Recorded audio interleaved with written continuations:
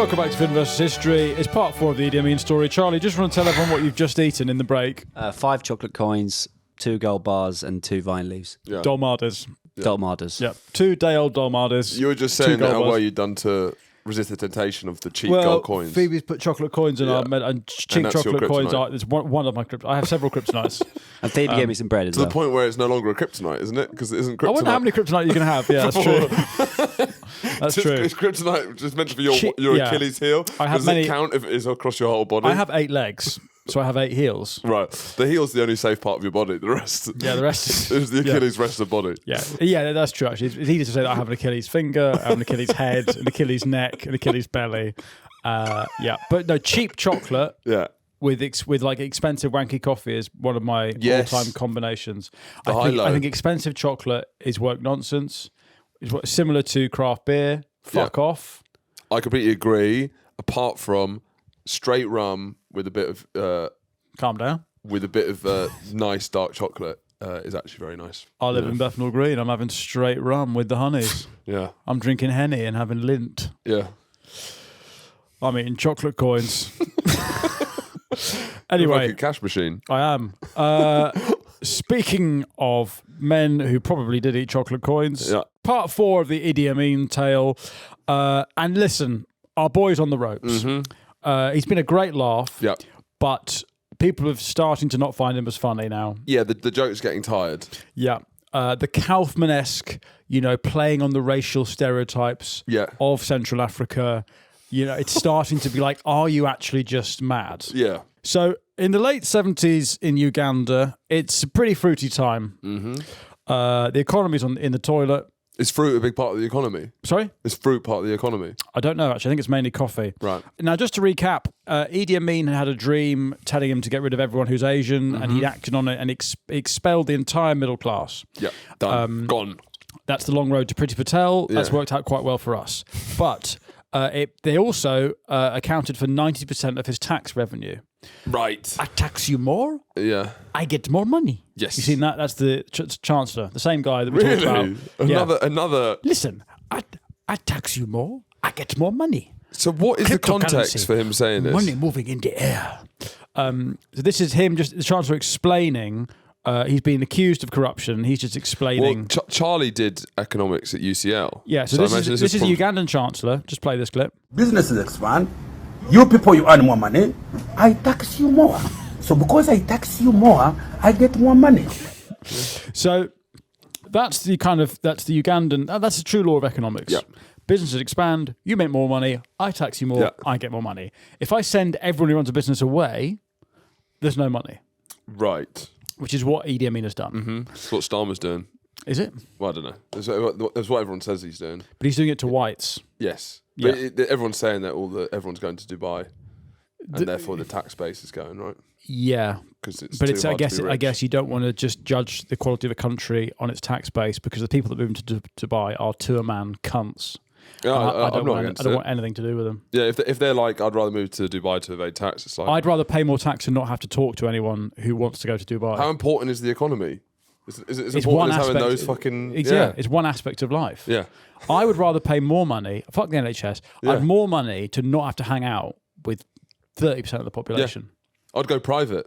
Yeah. To not hang out. To private friends. I don't want these nationalised people on a Saturday night hanging around. Turkey teeth. Fucking Dubai's brilliant. Well, yeah, for you. Yeah. It's a culturalist vacuum built by slaves. Of course you fucking love it. It's a skyscraper in a desert. Anyway. Real thick people shit. Real thick people. Mark Antony fitness. What is it, Charlie? What's the thing that they're building in Dubai, or they've given up building, that big That was Saudi tunnel? Arabia, wasn't it? That's the tunnel. Not the tunnel, it's the line. The long city, yeah. But they've given HS3. The HS3, of course. They've given it up. Which is amazing, because you just can't do something where you talk about something that's genuinely unbelievable and get everyone's like, that's amazing that we can do that, and say, no, we can't. No, actually, it's ridiculous. Impossible. So you can't do that much branding about it and like get that. That's too hard. Yeah, of course it's too hard. But then don't pitch anything like remotely like that. It was, what was it? It was like meant to be 200 kilometers of a lined city. Yeah. In the desert, perfectly air conditioned, and you can get from one end to the other in 20 minutes. Then there was the pictures of the diggers. So I saw the beginning bit where they dug like a trench, which was about 500 meters long. Yeah. And I was like, well, fuck, maybe like it's starting to. Yeah. And then they dug another trench, and they're like, it's going to take ages. This is like fucking ages. Nah.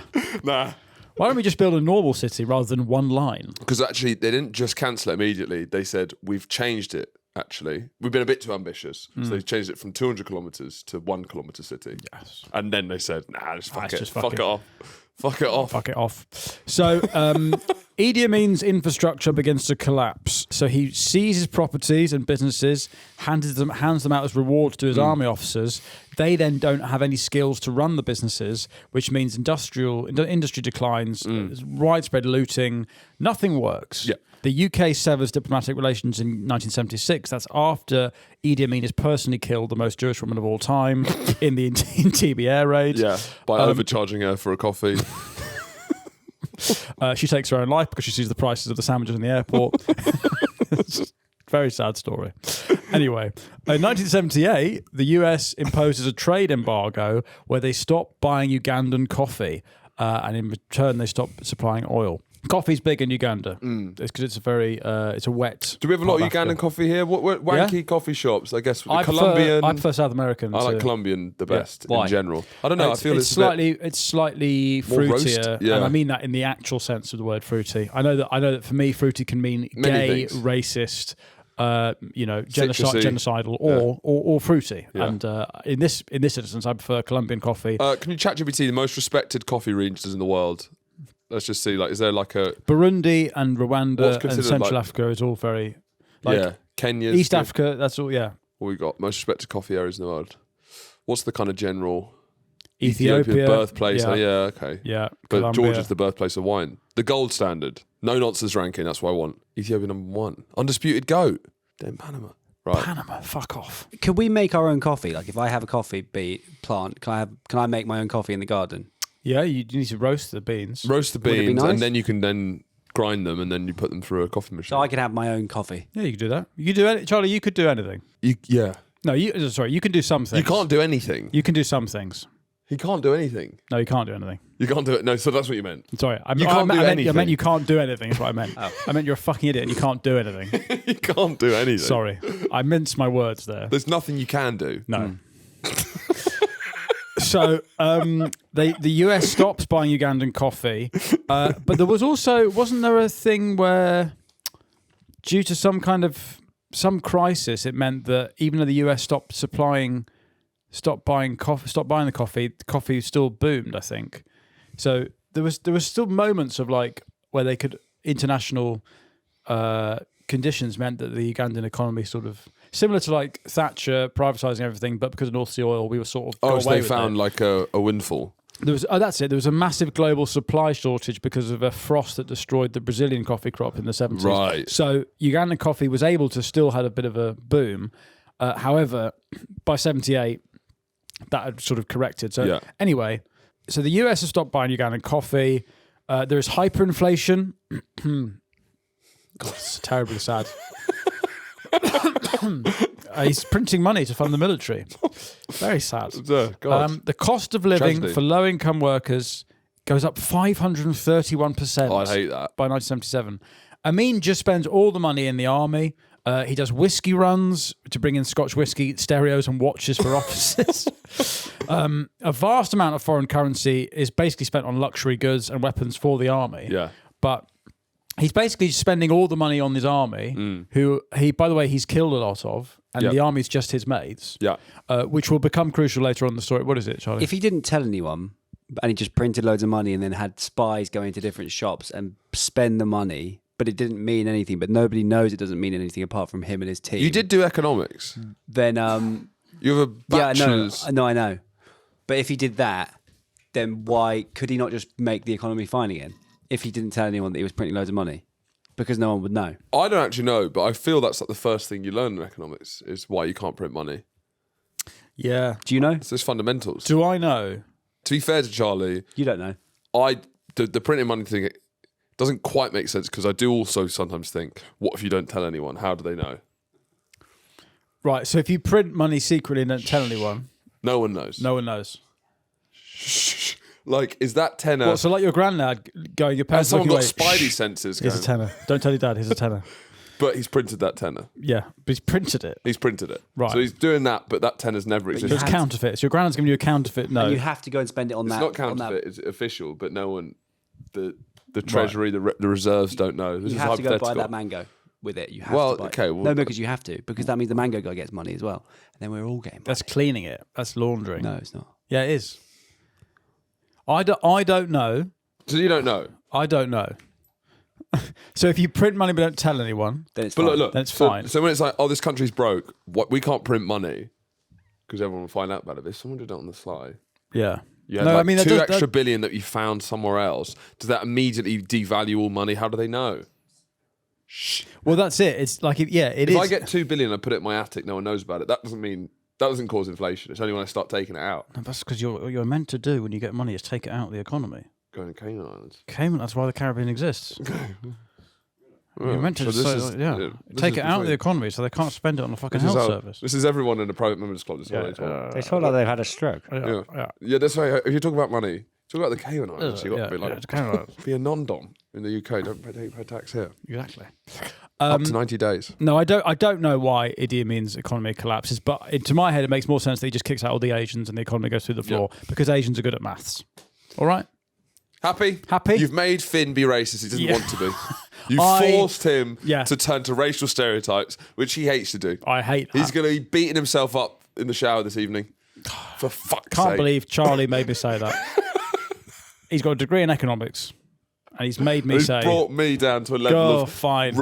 resorting to just by the numbers stereotypes. To be fair, my theory makes as much sense as what he says. yeah. You get, No, your rid, theory of, is get rid of best. the Asians, suddenly no one can count anymore. But that's not really a theory. That's the truth. Thank you. That is literally the truth. So suddenly, everyone all the Ugandans that run shops are like 1, 2, 3. Hey, where what?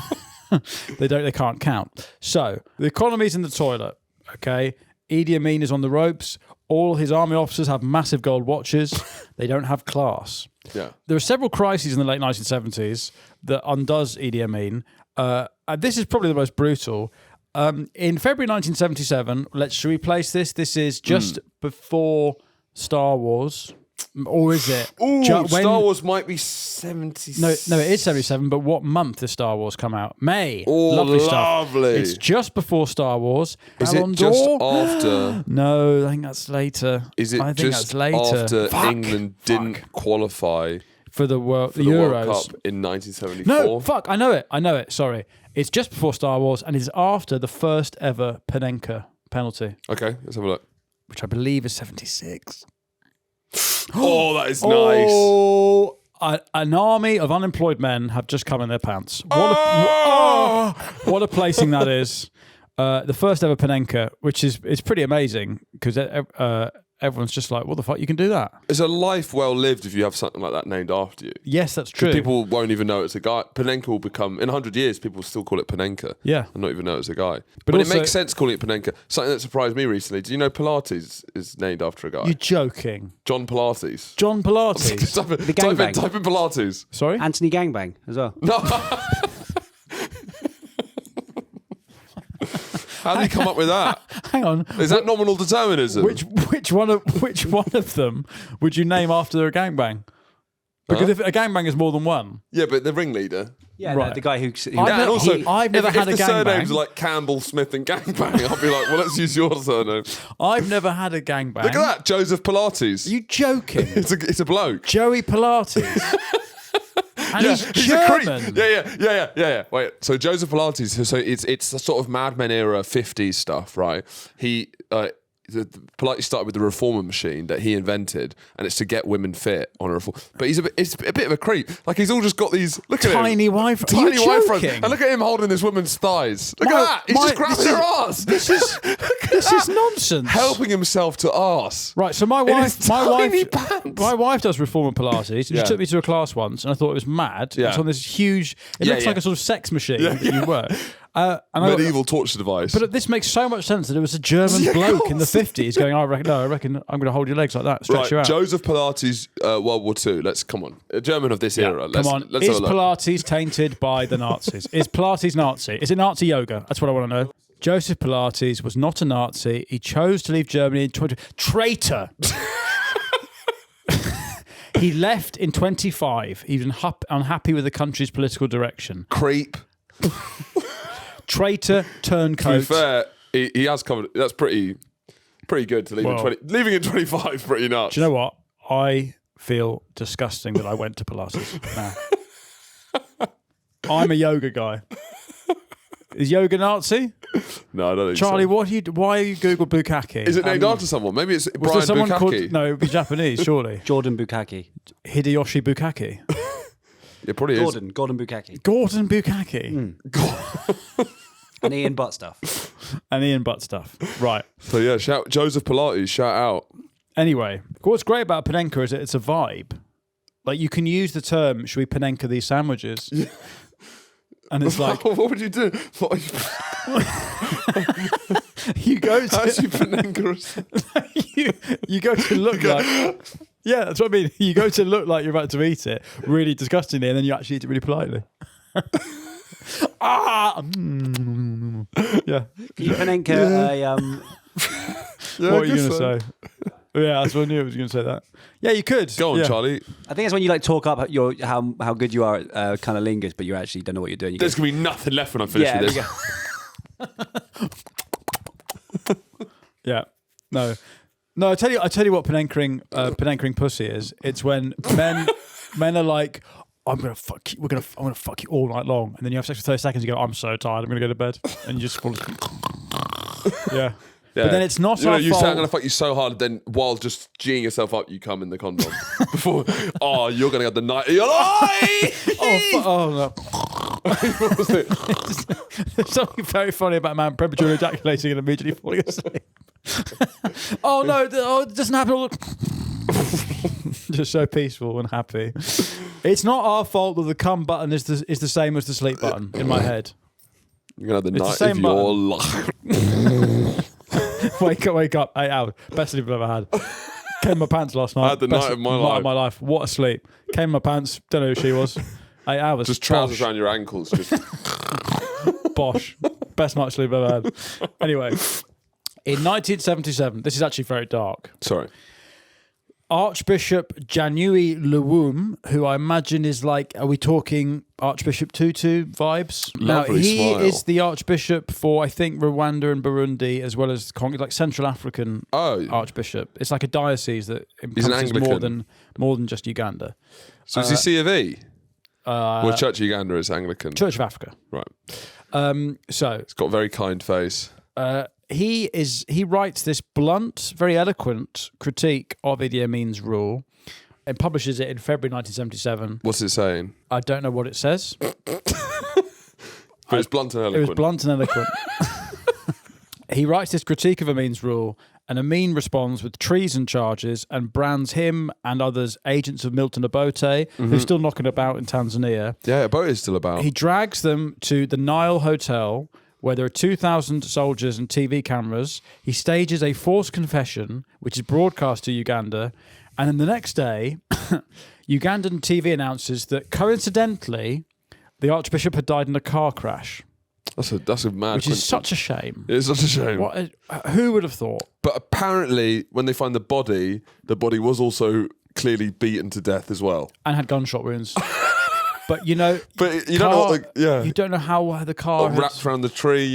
Had the car crashed into a maybe gun. the tree shot the. Yeah, I mean the tree clearly shot the Archbishop. Yeah. Reports say that Idi Amin maybe shot the Archbishop himself.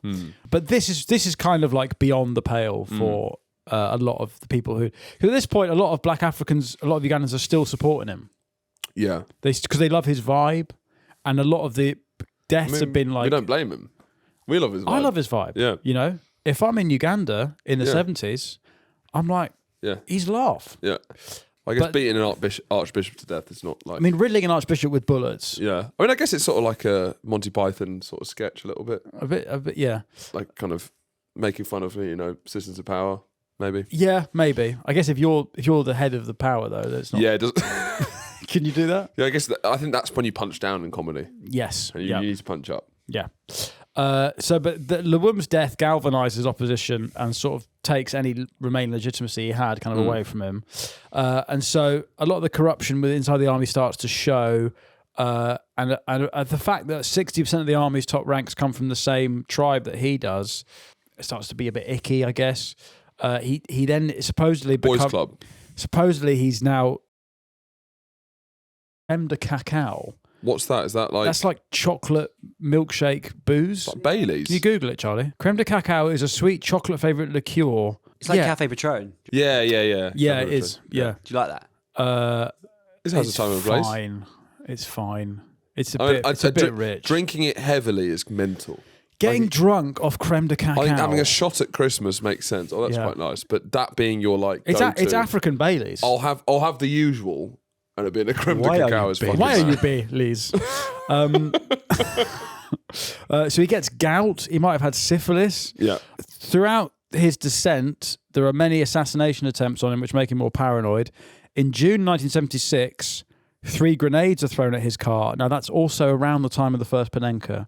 So they might have gone like this. They might have gone like, I'm throwing a grenade. Well, they could have just done it with the foot. Just fucking could have just chipped the grenade. Yeah.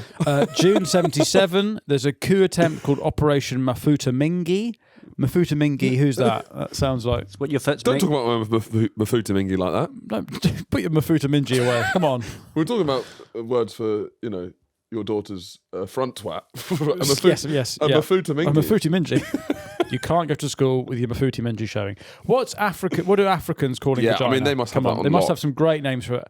African Ugandan slang for vagina. Operation Mafuta Mingi, which is Swahili. It's Swahili for too much cooking oil. What is? Mafuta Mingi. Sorry, guava. Tonga. Guava is slang term for vagina. That's a fruit. Tonga, that's a bit unfair, calling a whole country. Pum Pum, that's West African, is it? Yeah. Well, there you go. I like guava. Guava's a nice name. Now, the coup attempt, Mafuta Mingi, is when dissident soldiers and pilots aim to eliminate Amin at Entebbe Airport, but he escapes to Kampala. He supposedly goes into hiding. And the State Research Bureau, his secret police with the quiz show contestant Hawaiian shirts on, they then do a joyride of a body double through Kampala to show that he's still in control and unhurt. Okay. He gets into body doubles by the end of it, I think. He's got loads of just massive black guys who's like, that's my body double. He then goes on a honeymoon with his... It would be great to have a body double that gets assassinated. How smug would you feel? You would feel smug, actually. Everyone thinks that you're dead, and then you're like... Do you know what? That's what Priti Patel's smile is. That's her body double's I've just had sex with her body double, and she's like... Because you just let them have it for a bit, so that you know they're going to celebrate. They think you got them, and then you just do. Excuse me, Lewis Makepeace is his name. Charlie's just googled Horatio Gore dwarf lookalike. Get him up, Lewis. Very funny to have a body double. Let's go.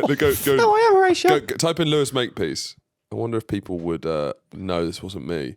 I'd hope so. We should get him on the sofa one. I mean, from a distance, a sniper. They might not be able to tell his height. It's like a kind of fuckboy you.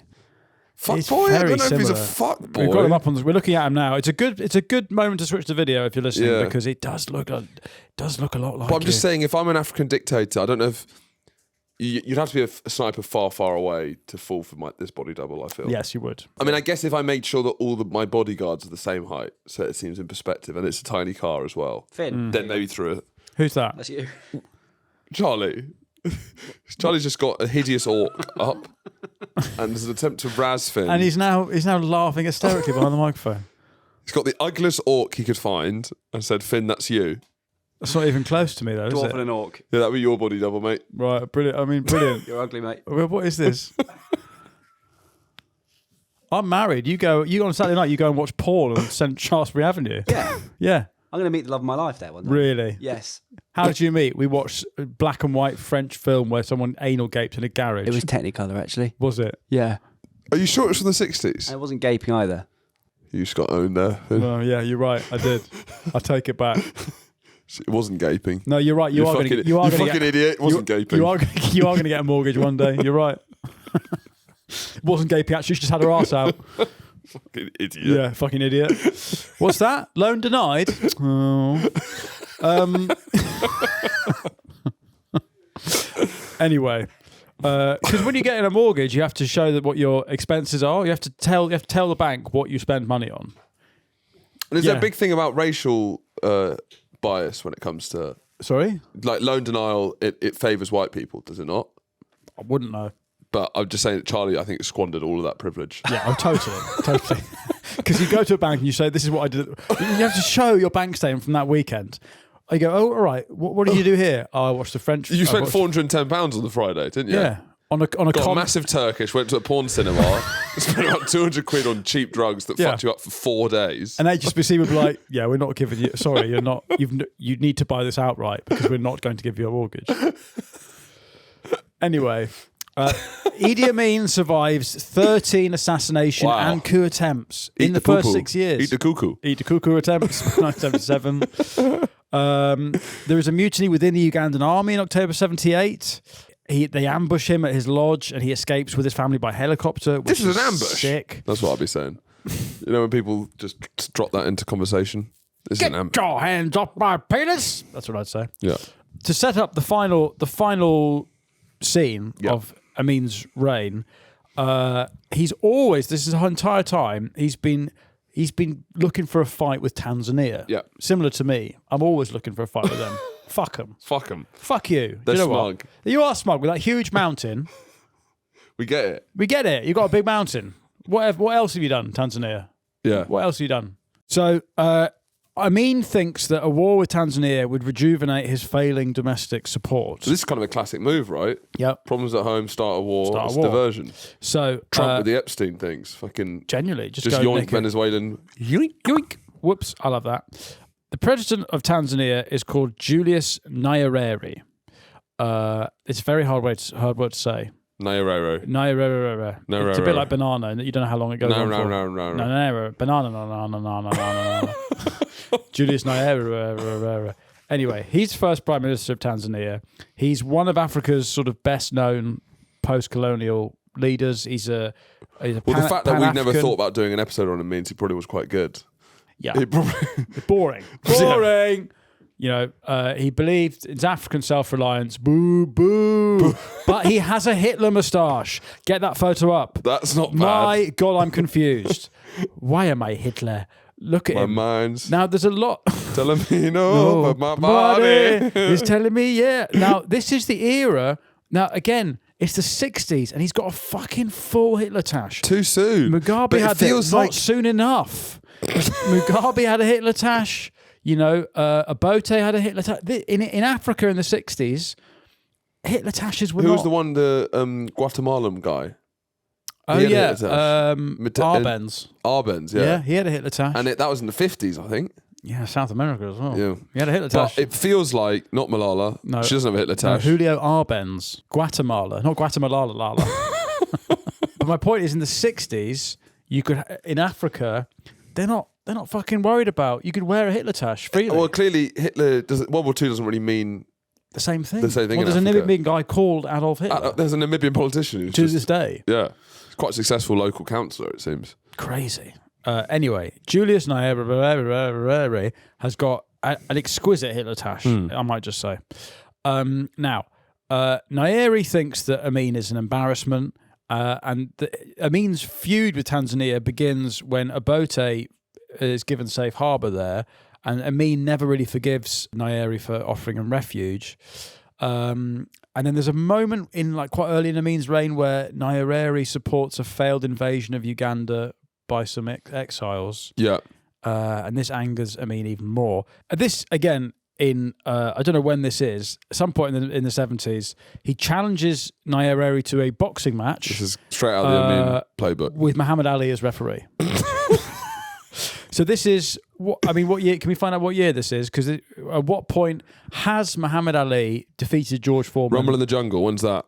74. Okay, so Ali's probably retired maybe by that. I want to assure you that I love you very much, and if you had been a woman, I would have considered marrying you, although your head is full of grey hair, but as you are a man, that possibility does not arise.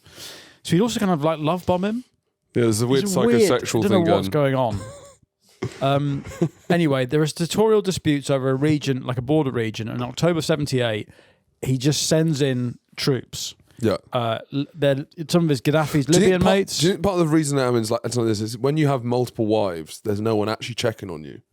He's got complete. Very good point. Because I think the wife, as a thing, it's someone to check on you in older age, and a man needs to be checked on. Yes. But you have too many wives. One wife thinks you're being checked on by the other, but you're not being checked on by anyone. So we talked about this in an earlier episode in this series about the dream of having so many wives that you can Homer Simpson away from the kids. The flip side of that coin is that all the wives think you're being checked on by another wife. You're not getting checked on. So you're starting a war with the Prime Minister of fucking Tanzania and sending him love letters. You're doing weird stuff. Well, you're being weird. You're not on messaging. You're in your office. It's late at night. You're being odd. So he gets Gaddafi's troops and and Arafat, his best man, they all send troops as well. And he invades Tanzania on the 25th of October 1978. They were asking for it though. Yeah. Now they take them by surprise. However, within a few miles of going over the border, Idi Amin's World War II era tanks break down, run out of fuel. Crews just walk away and leave them stuck in the mud. They then also, the true nature of the military is exposed here because he's killed everyone in the military that was any good. And so now a lot of the Ugandans just start drinking. They start killing each other. They start why not killing just random civilians. Thanks, bro. Should we kill each other? Yeah. Fuck it. I was promised a fight, but my car's broken down. They're wearing a mixture of like uniforms and stolen shoes, jeans. You know when you see someone at the gym in jeans, I'm always just like, what? RFK Jr. Yeah, he works out topless. Every now and then in the gym, you're like, it's sort of like Did you not plan on coming here today? Why are you wearing jeans? Or like you see someone going for a run in denim. But it's similar to the African goalkeeper, the archetype of the African goalkeeper in trousers. There's the Ugandan soldier wearing tracksuit bottoms and football boots. Anyway, I guess maybe this is after Comic Relief has started. Right. So they're getting a lot of old football shirts. I see. Who knows? Yeah.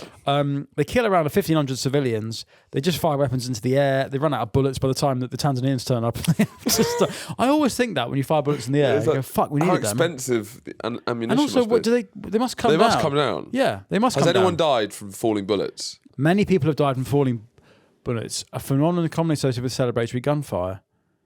They can travel over a mile and return to a sufficient force to penetrate the human skull. It'd be quite a good way of killing someone.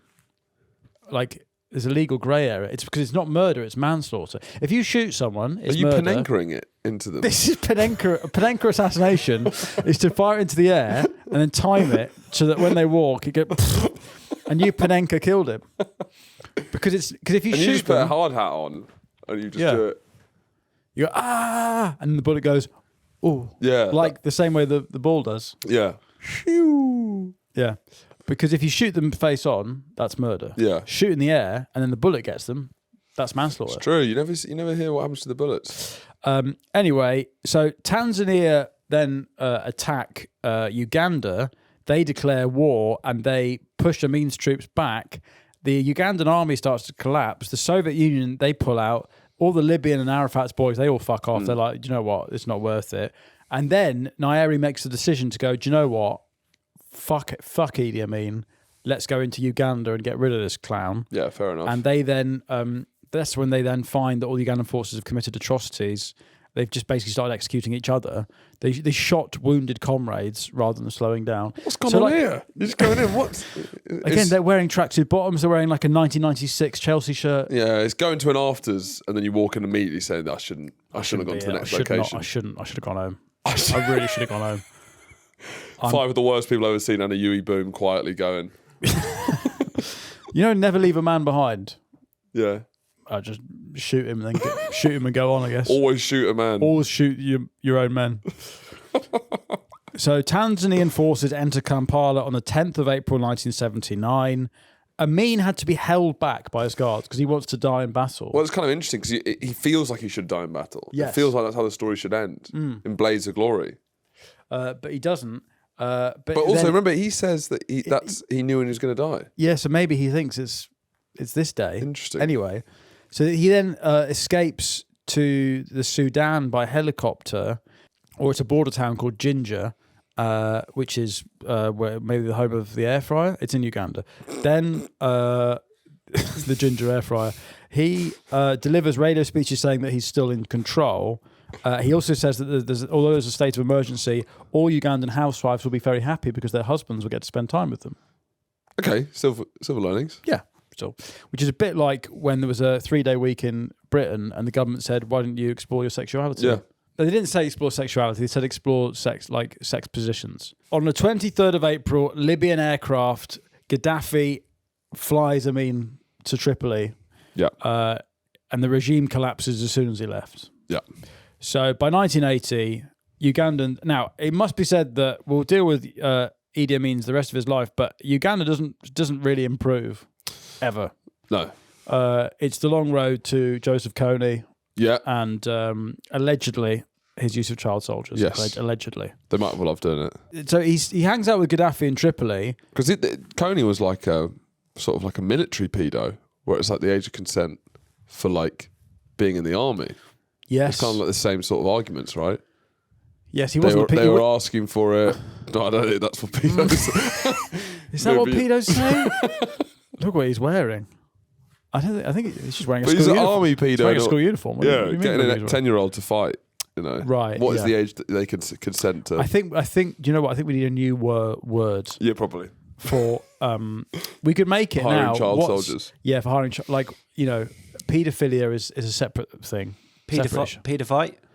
Pedophyter. No, I think pedo is the problem.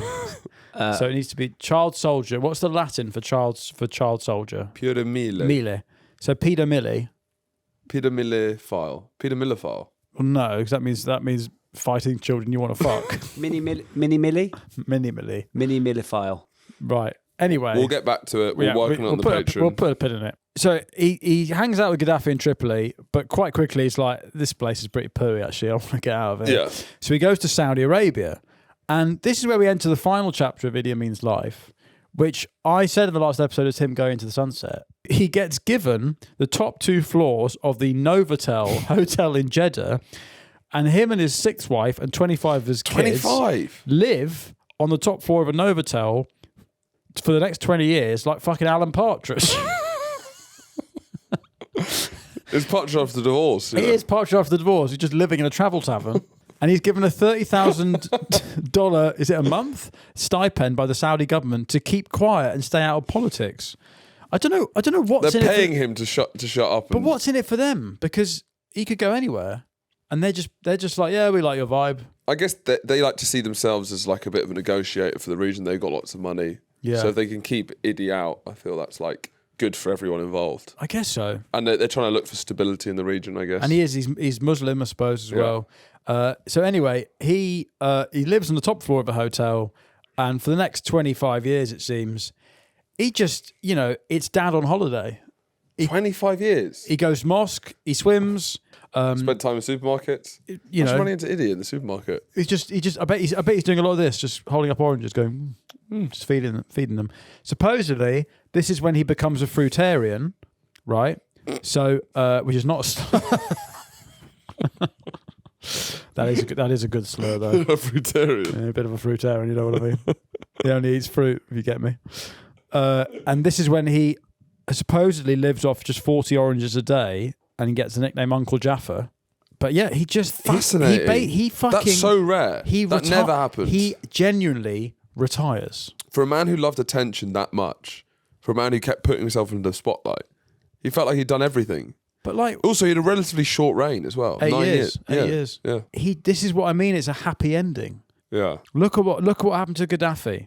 Yeah. Even Pol Pot is then put under house arrest. Yeah. He carries on the fight. Mao has a stroke. Saddam Hussein fucking gets hung. Saddam Hussein's hung, hiding in a hole. Amin lives on the top floor of a fucking 3-star hotel, right?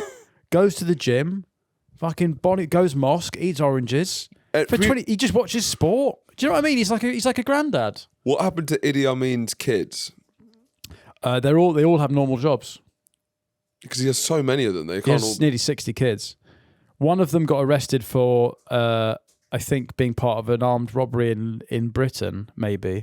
But a lot of them just are sort of pretty. He genuinely just retires, and has a retirement, and spends time with his kids, at the top of a Novotel, and then he gets like a 15 bed house at some point in Saudi, and just sort of bobs about. And I just think that what a lovely end to the story. Do you think he feels any guilt or reflects at all on what he's done? No. What's going on there? Well, just fuck it. I did it. The thing is that dictators, their great curse is that they, you can't, once you're doing that, there's only one way that you're getting out, which is bang. Thing right? up the arse. Or up the arse, right? Those are the two genders for how a dictator is deposed. Bang, right? Now, with Amin, he genuinely seems to be able to say to himself, do you know what? I did it. I enjoyed it. It ended. And now I'm in a new phase of life where I'm eating oranges in Saudi, hanging out with my kids. Do you know? And I think that's a beautiful end to the story. It is. He dies in 2003. So he lives he dies in his late 70s, probably, although no one knows how old he is. So the lesson, if you're a dictator, once you're ousted, don't go back for more. Don't go back. Accept a lovely portion is what it is. And be in the moment. Enjoy it while it lasts. You retire to another country, you retire abroad with your kids. Yeah. You're on the top floor. You've got the top 2 floors of an Novotel. Yeah. Right? Which is better than an Ibis. Yeah. And he just watches sport in his tracksuits and goes mosques and goes to the supermarket, hangs out in supermarket. Imagine just hanging out. Well, that's what in Saudi Arabia, I think that's what most people do, right? Well, that's the culture, isn't it? Just go to shopping malls. Try and cool down because it's refrigerated. Stand by the chest freezers.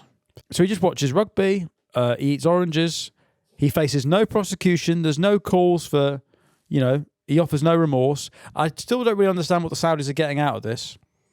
Yeah. Is he maybe teaching them how to choppy briefcase? Yeah. Is that where they get that idea from? Or is it just like having a kind of superhero in your country? Like he's just like a big icon. Is it like a kind of clouty to have Idi Amin? Or is it like, how when people handcuff the Wheelstone Raider to themselves on stag do's? Maybe it's a bit like that. They got him for clout. Yeah, they got clout chaser. Big John said that stag do. Yeah, it's fucking Idi. Why are you Bosch? But my point is that Idi Amin has the final chapter that we all wish Hitler did. He goes Brazil. He's on the beach. All right, he's Muslim, so he's not drinking, but he's eating. He's doing as close as you can get to Ronnie Biggs in Brazil, Hitler in Brazil. Well, what in the last Batman, when in the Christopher Nolan ones, when Christian Bale is does that nod to Michael Caine? That's what you want with Hitler. Everyone thinks to do that. That scene, Christian Bale nods Michael Caine. Yeah. Your dream is that everyone thinks that he killed. Everyone thinks that he died, and this is just you. Yeah. You're just in some random restaurant in Italy. Yeah. And then you just see. I'm just having a little. You're in Brazil. You're in a random restaurant in Brazil, and then you see through the crowd of people, Hitler. Blood! And I'm just raising a glass. And I'm like, oh, you know what? He got out. I like that. Yeah. But that's what Idi Amin does, is that he genuinely has the final chapter and he dies peacefully, which, that just never happens with dictators. It never happens. Yeah. And I sue me. I think that's a happy ending. Yeah. So what happens to Uganda? Uganda does not have a happy ending. Uganda has a bush war and the Lord's Resistance Army, Joseph Kony, child soldiers. But it now has, as we started this series, the funniest Chancellor of the Exchequer in the world. So cryptocurrency, money moving in the air. The economy doing very well. Woo! But Milton Obote comes back. And what I heard this morning... Also, how did Obote survive? It's amazing how Tanzania. I know, but it's amazing how these figures are surviving. But normally you do these stories, they get killed and it gets refreshed. These figures... So what I listened to, the podcast I listened to this morning, said that Obote comes back and he then kills maybe even more Ugandans than Idi Amin ever did. But because Obote wears a suit and has got like PhD and is sort of... He's not the Western caricature of the loud... smiling, funny African dictator. Idi Amin has become the kind of archetype of an African dictator, even though people who came after him were way more brutal. Which is why... So you're an Idi truther? I'm an Idi apologist, all right? Yeah. I'm not going to apologise anymore for being an Idi apologist. No, do you know what? You can fuck off. I like the guy.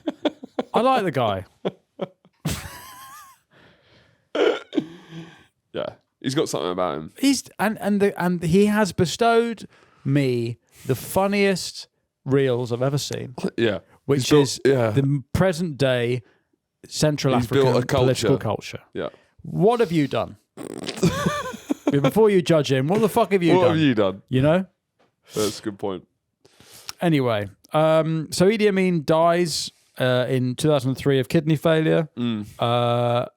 Maybe was that the day that he dreamt of? We don't know. Probably not. Dies in a hotel, top floor of a Novotel in Saudi Arabia. I mean, it's pretty funny, as dictators go. When we get to the scores and the doors, his 8-year reign is said to have resulted in the deaths between 300,000 to 500,000 people.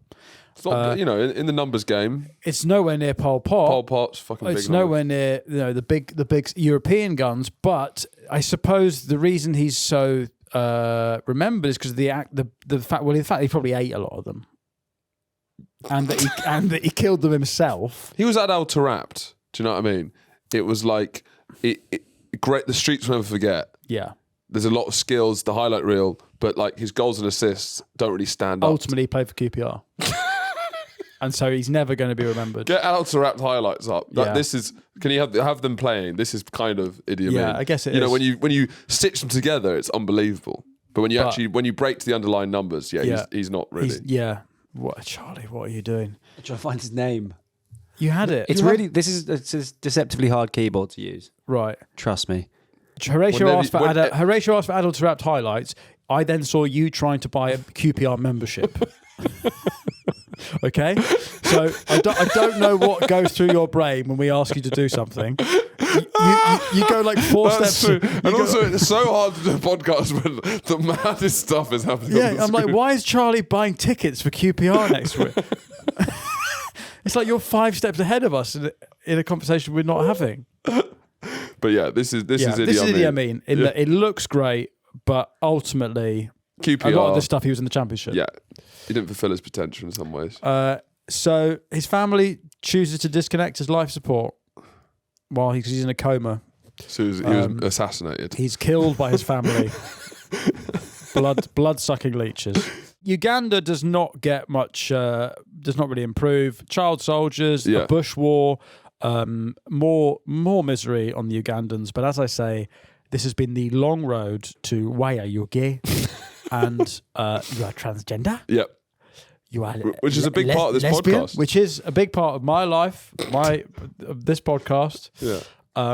And for that, I owe Idi Amin a great debt. He's a true friend of the pod. He's a true friend of the pod. Were he alive today, I would shake his hand, and what a handshake it would be. What a big. Can I'll you imagine? tell you, there's no dictator I'd like to hug more than Idi Amin. I want to just. He must give one the best hugs. I want to smell his chest because I bet he'll have a real musk to him, and he'll definitely wear cologne. He smell amazing. Yeah.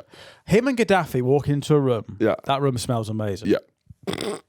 Gaddafi smelled good. I think Gaddafi wore expensive perfume. I think Idi actually genuinely smelled good. Idi smelled like home.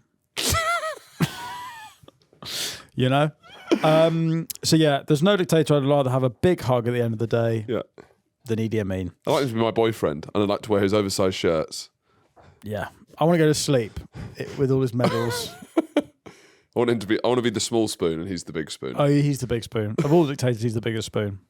Anyway, this has been our Idi Amin series. Tomorrow on the Patreon, we'll be dealing with the history of cannibalism. For ye of strong stomach. Yeah. Our researcher struggled. Our vegetarian researcher, I did not have a fun time researching that. Anyway, that's on the Patreon. But it's sort of implied that if you eat meat, it's like, it's just another bit. Just a meat I don't like. Yeah. Might as well be the history of fucking goat, for all I care.